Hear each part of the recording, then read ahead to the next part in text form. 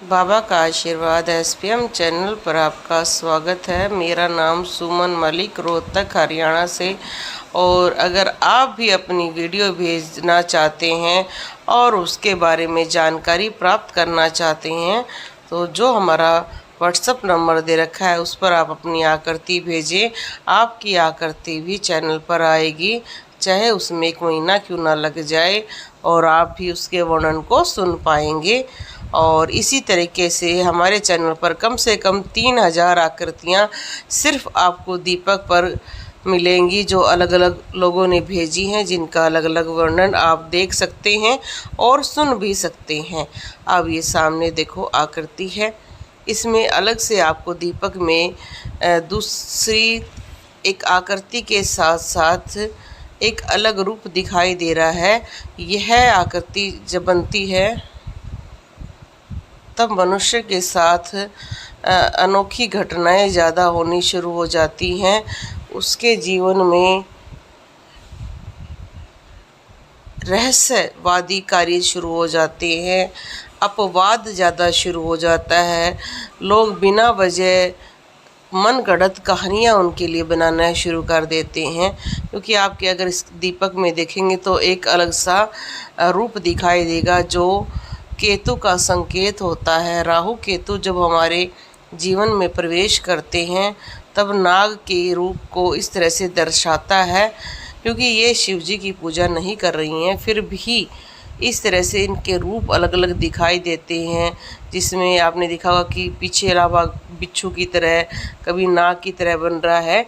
ये केतु का संकेत को दर्शा रहा है, जिसमें जीवन में इनके बहुत ज़्यादा कठिनाइयाँ शुरू हो गई हैं, जिसकी वजह से बहुत चीज़ें इतनी ज़्यादा बुरी हो गई हैं कि ये उस चीज़ को समझ नहीं पा रही हैं।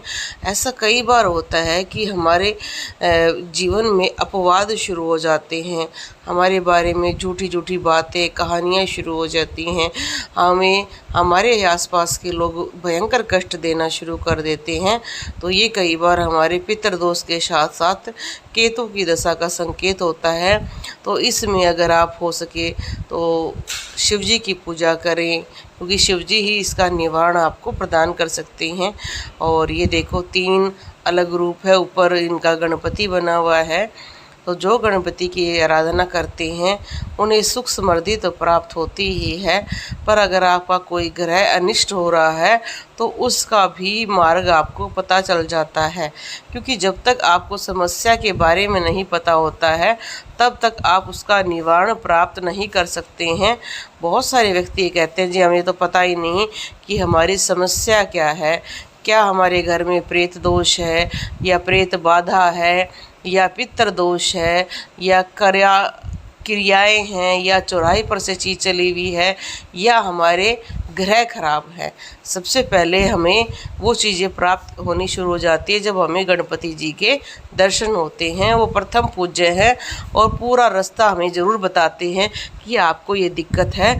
उसके बाद मनुष्य की इच्छा हो उसके अनुसार कार्य करने की लग जाती है। जैसे इनको शिव जी के मंत्र का जाप करना चाहिए, ओम सोमनाथाय नमः, या ये कर सकते हैं ओम नमः शिवाय। और कई व्यक्ति गणेश चालीसा का पाठ भी निरंतर करने से अपनी समस्या को दूर कर सकते हैं।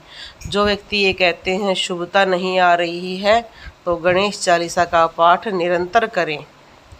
जब भी इस तरह की आकृतियाँ बनती हैं वो हमारे शुभता के साथ साथ होने वाली बुरी अच्छी घटनाओं को दर्शाती है।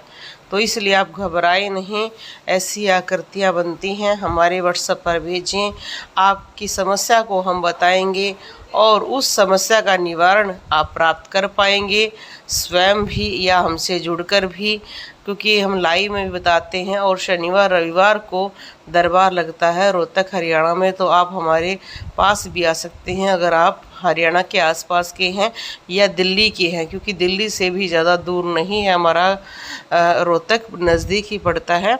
तो आप समस्या और उसका निवारण दोनों ही प्राप्त कर पाएंगे।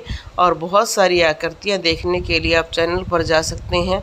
बहुत सारी पुरानी अनोखी अलौकिक सटीकता से और शुभता से या अशुभता से भरी हुई भी वीडियो हैं, जिनको देखकर आप ज्ञान प्राप्त कर सकते हैं।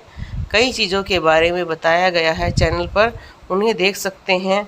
आप हमारी लाइव में भी जुड़ सकते हैं। लाइव के माध्यम से भी पर्सनली बताया जाता है कि आपको क्या दिक्कत है, आपका नंबर आता है और आप चैनल के मेंबर भी बन सकते हैं। इसका लाभ उठाने के लिए बोलो जय श्री राम।